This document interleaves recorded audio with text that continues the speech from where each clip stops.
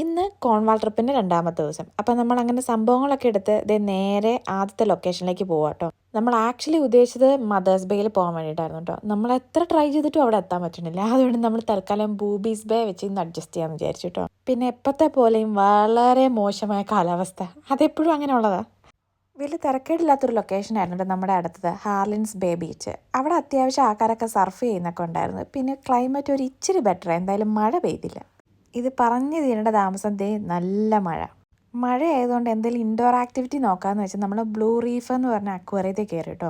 അവിടെ അത്യാവശ്യം കുഴപ്പമില്ല, കുറേ ടൈപ്പ് ഫിഷസ് ഒക്കെ ഉണ്ടായിരുന്നേ. പക്ഷെ എന്നാൽ എമൗണ്ട് ഒരു ഇത്തിരി കൂടുതലാണ്.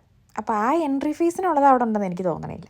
അപ്പോൾ അവിടുത്തെ പരിപാടിയൊക്കെ കഴിഞ്ഞ് നമ്മൾ നേരെ പോയത് ഈ മൊനുമെൻറ്റ് കാണാൻ വേണ്ടിയിട്ടാണ് കേട്ടോ.